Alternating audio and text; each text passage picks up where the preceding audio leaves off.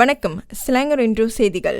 பிரதமர் டாக்டர் அன்வர் இப்ராஹிம் தலைமையில் மக்களின் நல்வாழ்வை பாதுகாப்பதில் அரசு எப்பொழுதும் கவனம் செலுத்தும் என வீடமைப்பு மற்றும் ஊராட்சி அமைச்சர் உறுதியளித்தார்.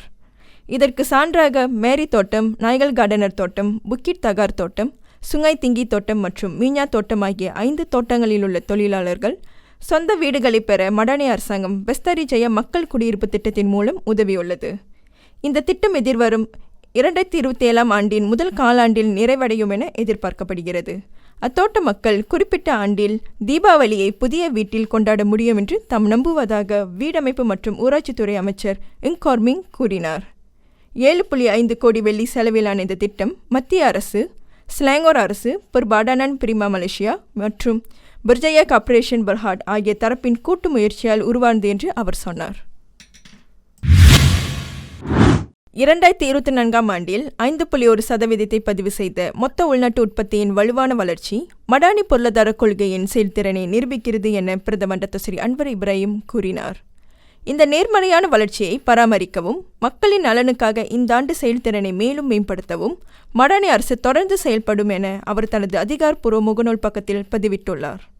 இந்த வளர்ச்சி 2023 ஆண்டில் பதிவான 3.6% ஒப்பிடும்போது மிக அதிகமாகும் என்று அன்வர் கூறினார். மேலும் பாராட்டத்தக்க வகையில் நிதி பற்றாக்குறையை 4.1% குறைப்பதில் மடானி அரசு வெற்றி பெற்றுள்ளது என்றார். மின்சாரம் மற்றும் மின்னணு துறையில் முதலீடு 12% அதிகரித்துள்ளது. மேலும் சுற்றுலாவை மீட்டெடுப்பது மற்றும் முக்கிய உள்கட்டமைப்பு திட்டங்களை விரைவாக செயல்படுத்துவது ஆகியவை நாட்டின் பொருளாதார வளர்ச்சிக்கு உதவுகின்றன என பிரதமர் கூறினார். இந்நாட்டில் அனைத்து தரப்பினரும் மதம் குறித்து தங்கள் கருத்துக்களை வெளிப்படுத்துவதில் கவனமாக இருக்க வேண்டும் என்று நினைவூட்டப்படுகிறது. இந்த விஷயத்தை வலியுறுத்திய தேசிய ஒற்றுமைத்துறை அமைச்சர் டத்தோ அருண் அகுங் டகாங், மதத்தை பற்றி போலி செய்திகள் அல்லது ஆத்திரமூட்டும் அறிக்கைகளை பரப்புவது நிலைமையை இன்னும் மோசமாக்கி இனப்பதற்றத்தை ஏற்படுத்தும் என்று கூறினார்.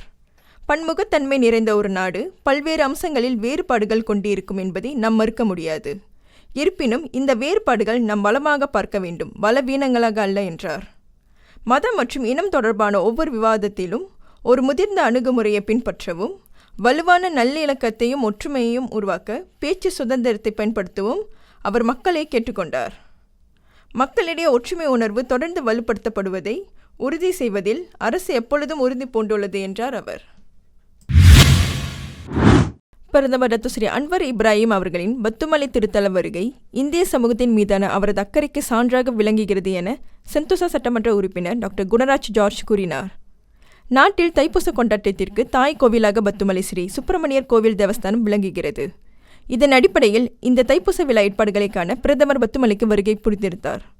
பத்துமலைக்கு பிரதமர் மேற்கொண்ட இந்த வருகை மகத்துவமாகவும் ஒற்றுமைக்கான வலுவான அடித்தளமாகவும் விளங்குகிறது என குணராஜ் தெரிவித்தார்.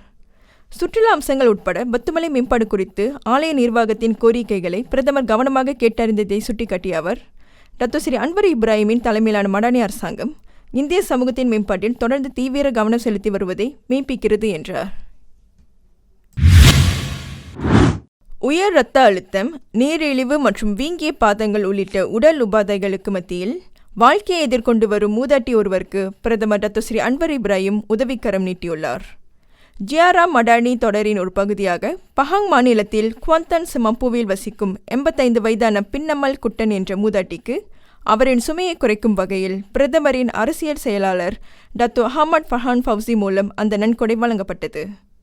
பின்னம்மல் விரைவில் ஆரோக்கியத்தையும் வலிமையும் பெறுவார் என தாம் நம்புவதாக ஃபர்ஹான் முகநூலில் வெளியிட்ட ஒரு பதிவில் தெரிவித்தார். இந்த பதிவை பிரதமரும் பகிர்ந்து கொண்டார். அமெரிக்கா வாஷிங்டனில் உள்ள இந்துக்கள் தைப்பூச திருநாளை மிக விமரிசையாக கொண்டாடியுள்ளனர். அமெரிக்காவில் உள்ள இந்துக்களை ஒன்றிணைக்கும் இந்த தைப்பூச திருவிழா 42 ஆண்டுகளுக்கு முன்னர் கட்டப்பட்ட முருகன் ஆலயத்தில் கொண்டாடப்பட்டது. சுமார் 1500 பேருக்கு அங்கு வாழை இலையில் உணவு பரிமாறப்பட்டது என ஆலய துணைத் தலைவர் கணேஸ்வரநாதன் குறிப்பிட்டார். 33 ஆண்டுகளாக கொண்டாடப்படும் இத்திருவிழாவில் நியூஜெர்சி, பென்சில்வேனியா, வட கரோலினா, கனடா, பிலடெல்பியா போன்ற பகுதிகளைச் சேர்ந்த மக்களும் கலந்து கொண்டனர்.